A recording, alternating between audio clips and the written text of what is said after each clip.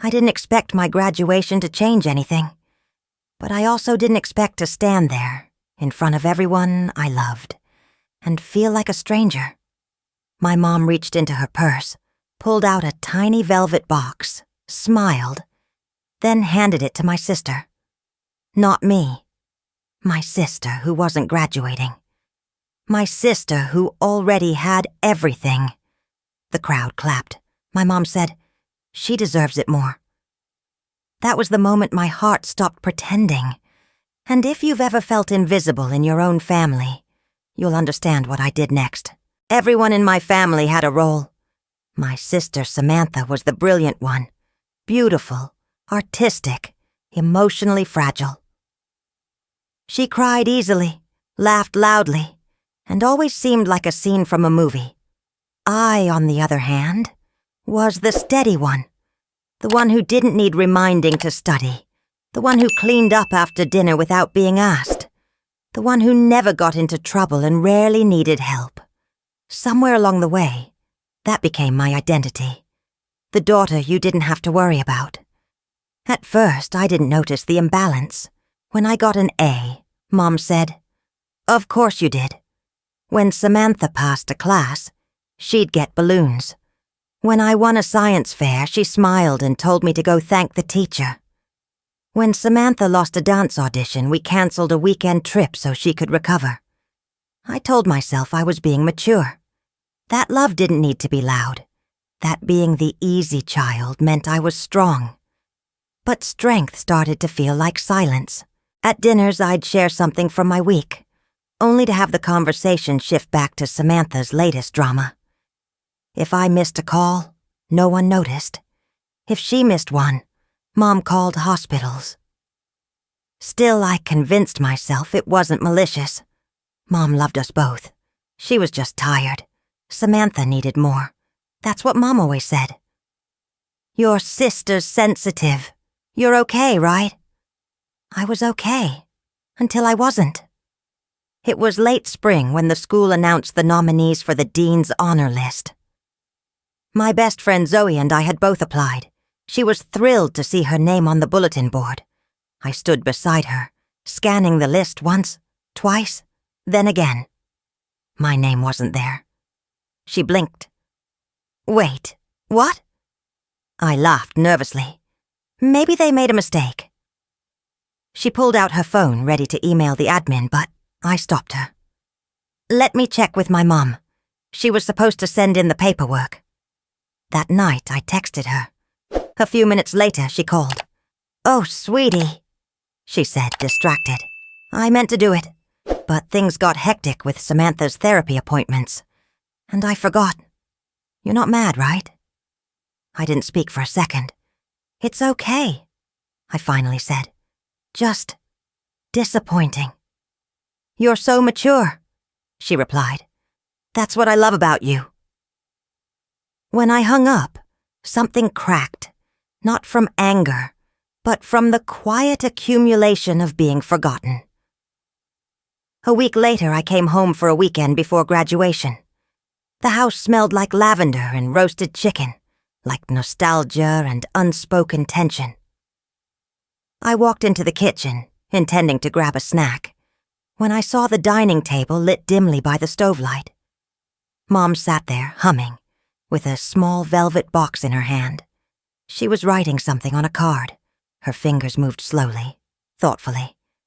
I paused in the hallway. "I can't wait to see her face," she whispered, smiling. "Her."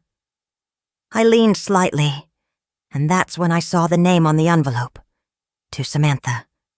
Inside the box was a necklace, a thin gold chain with a delicate pendant. I knew that necklace. It had belonged to my father. He'd died when I was 10.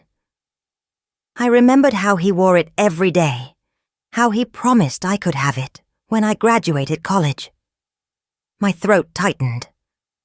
Mom folded the card, tucked it into the box, and kissed the top like it was something sacred. "You've always been my light," she said quietly. I stepped back into the shadow of the hallway, not breathing. The floor creaked slightly under my heel. She didn't notice. Upstairs, I sat on my bed and stared at my reflection. I tried to remember the last time Mom had looked at me like that. Like I was someone worth pausing for. My mind unraveled every memory I had stored neatly on a shelf labeled, "It's fine." The missed recitals. The birthday she forgot. The one time she said, "If only you were more like your sister." I used to defend her. She didn't mean it. She's tired. She's trying. But what if she wasn't? That night I lay awake, the image of that velvet box seared into my thoughts. I kept seeing her hands the way they moved gently, reverently, as if the necklace belonged to Samantha all along. Graduation was a week away, and for the first time I didn't want her to come. The auditorium buzzed with laughter and applause. Students adjusted their caps, parents wiped tears, and every name called was met with a small eruption of pride. My name echoed from the stage, and I walked up with steady feet, the cheers rising like a wave I didn't quite feel part of. I saw her, my mom, sitting in the front row, wearing the blue dress she always saved for special moments. She smiled and clapped like every other proud parent. Beside her, Samantha beamed, flawless as ever in her sundress, phone in hand, filming me as if she were the parent and I the child. I shook the dean's hand, posed for the photo, and turned to face the crowd. That's when it happened. My mom stood. Everyone around her paused. She reached into her purse and pulled out the velvet box. My heart dropped. The box. She turned, not to me, but to Samantha. She handed her the box with both hands like it was some sacred ritual. "For you," she said, loudly enough for those nearby to hear. Samantha gasped, playing her part. "Mom, really?" I stood there, still on stage, diploma in hand, cap slightly askew. People clapped again, assuming this was part of some cute family moment. A few even chuckled, touched by the gesture. The cameras kept flashing. I smiled. That was the moment I died. Not literally. But something inside me, something hopeful, collapsed in on itself. I smiled wide enough for the photos, hugged my mom afterward, and let Samantha throw her arm around my shoulders like we were close. We weren't. "You're such a good sport," someone's aunt told me. My mom leaned in. "I knew you wouldn't mind. You've always been stronger." I nodded. I didn't feel strong. I felt hollow. Later that night, a picture surfaced in our class group chat. It was a candid someone had taken mid-ceremony. I stood alone on stage, smiling while my mom gave the necklace to Samantha in the background. The caption read, "When you graduate, but your family's celebrating your sister." It went viral in our circle. Some laughed, some commented, "Ouch." Some sent me the laughing emoji. I hearted them all. That too was expected of me. 2 days later, I packed everything I owned into 2 suitcases. I didn't tell anyone, not even Zoe. I deactivated my social media accounts, turned off location sharing, and boarded a train headed nowhere in particular. I ended up 3 cities away, renting a storage unit turned studio from a guy who didn't ask questions. On the kitchen table back home, I left a shoebox. Inside were every award, certificate, and medal I'd ever received. Tucked on top was a note in my neatest handwriting. "For someone who cares." No one called. In my new space, the walls were bare. The heater clicked every few hours. I bought a second-hand mattress and a small lamp that gave off more hum than light. The silence felt violent at first, too loud, but soon it became familiar. At night, I lay on the floor with a thin blanket wrapped around me. I didn't cry. I didn't scream. I stared at the ceiling and whispered to no one. At least now, I'm not pretending. During the day, I found a job shelving books at a quiet used bookstore. It paid little, but I liked the smell, the way dust clung to stories, the way people whispered like they were entering a church. I started attending evening classes for a counseling program I'd once put off to stay close to home. I didn't answer calls. I didn't check the graduation photos my mom inevitably posted. I imagined the caption, "Proud of both my girls." Weeks passed. Then one night, I opened my email out of habit. Buried in spam, under ads for student loans and online therapy apps, was a message. Subject, "I'm sorry." From Samantha. I hesitated, then clicked. I didn't know she'd do that. I didn't know about the necklace. I should have said something. I wanted to, but I froze. You were always better at staying calm, and I let you be the bigger person again. I'm sorry, Em, but there's more you don't know. That last sentence clung to my chest like frost. I stared at the screen, heart hammering. What don't I know? I didn't reply to Samantha's email, not because I was angry, though I was, but because I didn't know what to do with her words. There's more you don't know. What could be left? I had already accepted that I was invisible, that I would never be the daughter anyone clapped for. What truth could possibly matter now? Still, the sentence gnawed at me. I spent the next week in a fog, moving through work and class like I was half submerged in water. Until one evening, searching through a cardboard box of my old notebooks, I found something that didn't belong. A small leather-bound journal, dusty and worn, tucked between an AP chemistry workbook and a childhood sketchbook.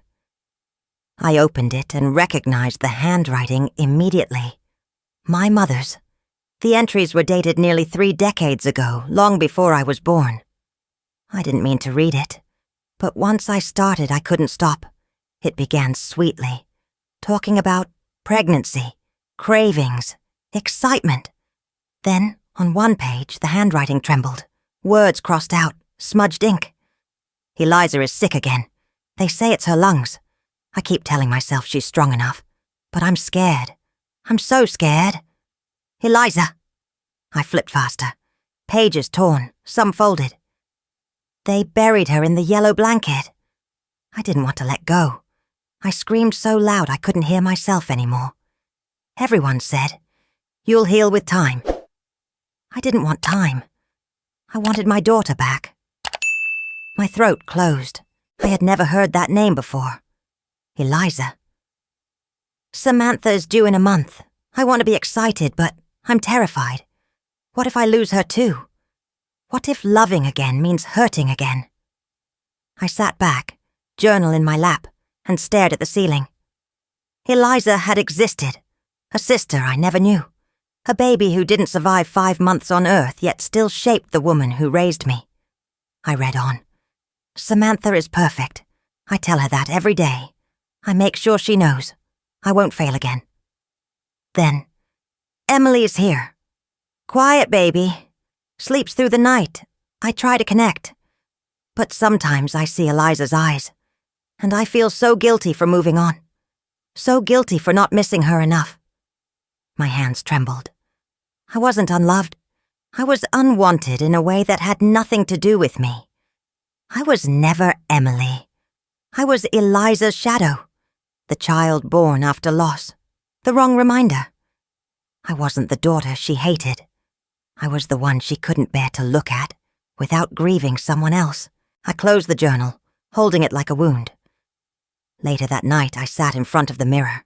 Same eyes, same jawline, same tired sadness. I pulled out a notepad and wrote a letter. Not to be sent, just to be said. Mom, I know now. I know you didn't mean to forget me.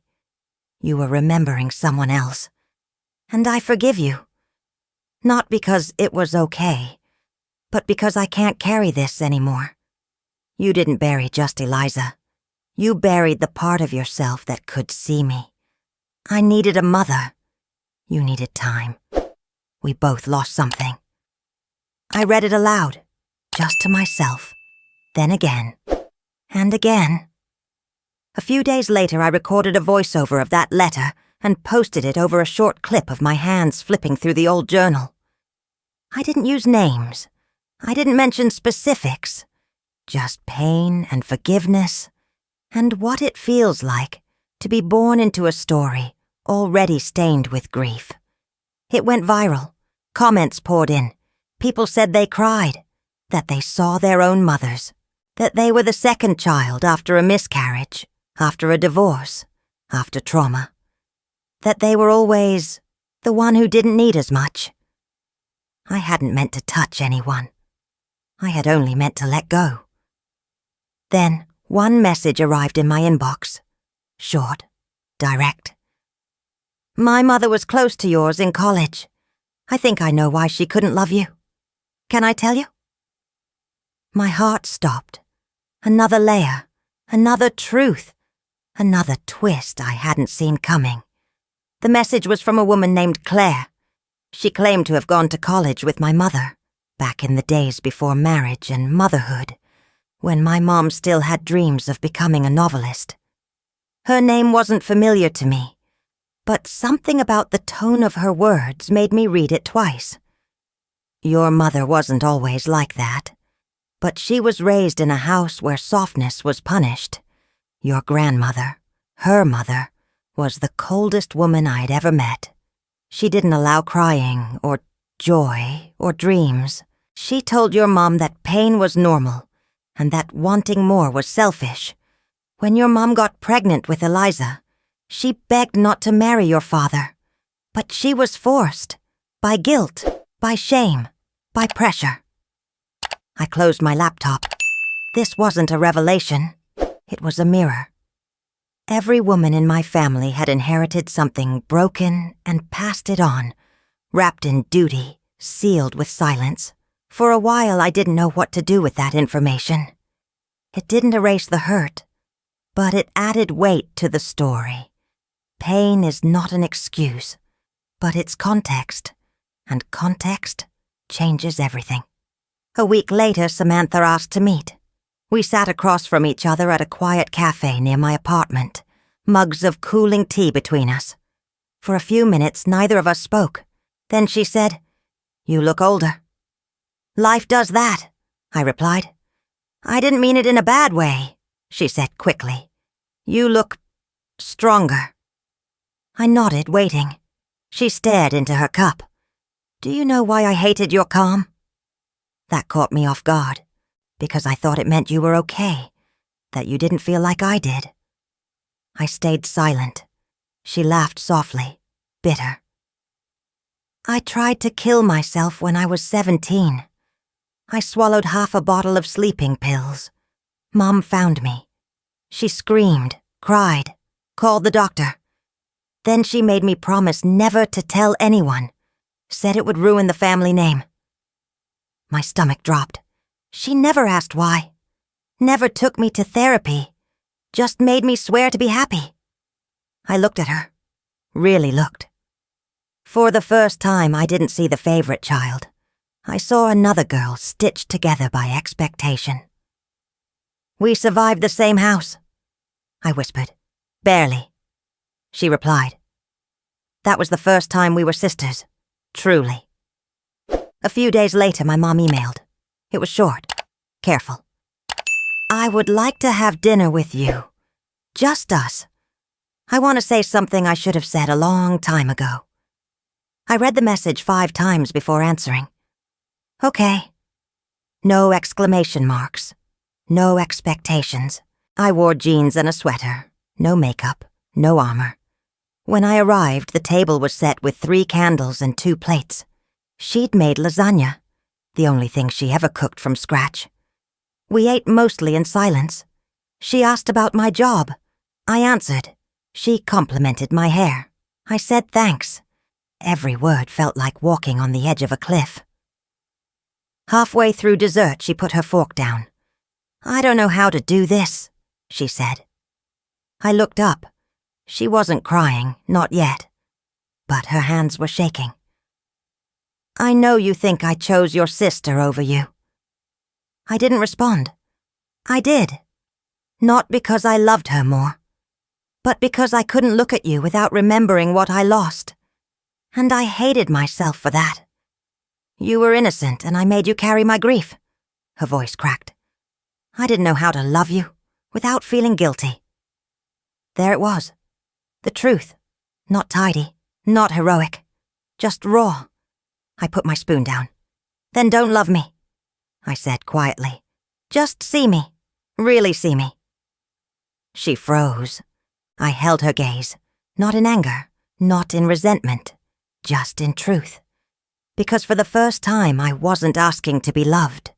I was asking to be real. I never expected to return to academia. After years of emotional burnout, the idea of diving back into theory and research felt suffocating. But healing has a strange way of guiding you exactly where you never planned to go. I enrolled in a doctoral program in psychology, specializing in family trauma, half on impulse and half because I wanted to understand what had broken me. And so many others. Classes were brutal. Nights were long. Most of the students were younger than me, more eager, more confident. But they hadn't lived inside the theory they were studying. I had. I was writing from the inside out. When it came time to choose my dissertation topic, the choice was obvious. The Invisible Daughters, Understanding Emotional Neglect as Silent Abuse in Parental Favoritism. My advisor raised an eyebrow when I first proposed it. "Emotional neglect?" she repeated. "That's not an easy lens. It's slippery, hard to quantify. But it's everywhere," I said. And it was, in therapy rooms, in school offices, in late-night confessions, and most often, in silence. I spent a year interviewing others who had lived my story. The second-borns, the easy kids, the forgotten children who grew up in the shadows of louder needs. Their stories weren't dramatic. That was the cruelty of it. No bruises, no screaming. Just decades of not being seen. I quoted one woman. "My parents never yelled at me. They just never asked if I was okay." My research challenged long-held models of abuse. I argued that neglect wasn't always about physical absence. It could be the absence of acknowledgement, of emotional presence. I argued that favoritism, when unspoken and sustained, creates trauma that ripples into adulthood, shaping self-worth, attachment styles, and the ability to trust love. When I defended my dissertation, I expected critique, pushback, skepticism. Instead, my lead professor looked up from the final page, eyes glassy. "You've created a voice for those without one." I broke down sobbing in that sterile university office, my hands over my mouth, decades of silence unraveling through every tear. That night I walked home under a cold rain. I didn't mind the wet. I felt clean. The months that followed were quiet in the best way. I was hired as a trauma consultant for a youth organization, working with teenagers who didn't have the words yet for their pain. I ran workshops on emotional boundaries, silent grief, and how to feel what was never allowed before. I wasn't famous, but I mattered. I mattered in rooms where healing was hard and messy and real. And then the letters started coming. At first, just one or two. Young women, mostly. A girl from Arizona wrote, "I always thought something was wrong with me. Your video made me realize I just needed someone to notice." Another said, "My mom said I was the strong one, so she never hugged me. I used to think that was love." They thanked me, not for fixing them, but for naming them. I wrote back to each one. At the bottom of every reply, I typed the same words. "You were always worthy of being seen." And yet, through all of it, I never moved back home. I visited twice, once for a cousin's wedding, once when Samantha had her first child. My mother and I spoke carefully, gently. There was no yelling, no dramatic resolution. Just space, distance. The kind that doesn't scream, but whispers. We understand each other now, from far away. Every few months I sent her a card, a book she might like, a bouquet on her birthday. Each one signed simply, "I hope you're healing." I never wrote love, Emily. It wasn't out of spite, it was out of clarity. I didn't hate her. I just knew that going back, physically or emotionally, would drag me into roles I'd fought so hard to shed. So I stayed away, not with anger, with peace. Years passed. The silence between us became a rhythm, almost comfortable. Until one afternoon I received a call from a lawyer. My mother had passed quietly in her sleep. No pain, no drama. Samantha was with her. The lawyer said there was a will. I wasn't expecting to be mentioned, but I was. The house, the one I grew up in, was left to me. With it came a small handwritten note, sealed in an envelope that simply read, "For the one I forgot to protect." There were no explanations, no final confessions, just that line. I sat on the floor of my apartment, holding the note like it might disintegrate, and cried for everything we never said. Not because it changed the past, it didn't, but because it meant she'd finally seen me, even if it was too late. There was no dramatic news broadcast, no flurry of calls. My mother passed in the middle of a soft, overcast morning, in the house she'd lived in for 37 years. Samantha was with her. I wasn't. When I got the call, I didn't cry. I thanked the nurse who'd relayed the message and sat still in my kitchen for almost an hour, the tea in my cup turning cold. There was no shock, no wave of disbelief, just a quiet finality that felt like an exhale after holding my breath for decades. I didn't plan a grand funeral, no slideshow, no rehearsed eulogy. Just a private gathering in the backyard, where the grass was always too long and the breeze always a little too strong. I invited a handful of family and a few of her oldest friends. Samantha read a short poem. I placed a vase of white lilies on the garden table, and when the wind picked up, I played a recording of "You Were Good Enough." I stood there listening, arms crossed over my chest, not as a daughter in mourning, but as a woman finally released. There were no speeches about her sacrifices, no flowery monologues about the love we all felt. Instead, we let the silence do the talking. And in that silence, I found something resembling closure. Not the kind wrapped in forgiveness or cinematic absolution, but the kind that comes when you finally stop asking for something that was never yours to begin with. After everyone left, I stayed behind, alone. The sun had dipped low, casting long shadows across the yard. I sat on the porch steps with the folded note she'd left me, for the one I forgot to protect, still in my pocket. I didn't cry. I felt light. Not happy. Not sad. Just light, like a thread had finally snapped, and I could move without dragging a lifetime behind me. That night I wrote in my journal, I didn't get the mother I needed, but I became the woman I wished she was. I closed the book, turned off the light, and slept soundly for the first time in years. Months later I used the inheritance, not out of obligation but out of clarity. I opened a center, not a clinic, not a wellness spa, a space. I called it Mirror Room. The idea was simple, a place where people could come and say out loud what they were never allowed to say at home. A place where silence wasn't the price of survival, where being the strong one wasn't a prison sentence. We had no white coats, no motivational posters, just soft lighting, wide couches, Shelves of books that didn't lecture, and blank journals waiting to be filled. Each week I hosted a group called The Forgotten Ones. We sat in circles. We told stories.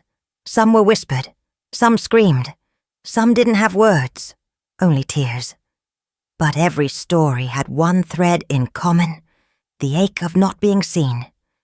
I started recording parts of the sessions, not the people, just my reflections afterward. I'd share a story, anonymized, and connect it to a broader truth. I posted them online under the same username I'd used years ago when I first read that letter in the mirror. They caught fire. Within weeks, the videos had millions of views. Not because they were flashy, but because they were honest, raw, familiar. Comments poured in. "This is me, every word." I thought I was the only one. I never thought being forgotten could feel so visible. I didn't respond to every comment. I didn't need to. The stories spoke for themselves, and with each one I felt more rooted, more real. Samantha visited sometimes. She brought her son, who called me Aunt Em, and asked too many questions, and hugged without hesitation. She once said, "You're the most whole person I know." I laughed. "I'm just the one who kept looking at the cracks." She nodded. "And named them. That's what saved me." One afternoon I stood in the mirror room alone, flipping the closed sign. The last group had left. The air was quiet again. I walked to the whiteboard where I'd scribbled the theme of the week. Stories we weren't allowed to tell. I stared at it for a moment, then added one last sentence underneath. This isn't a story of revenge. It's the story of a girl who left quietly and built something louder than pain: peace.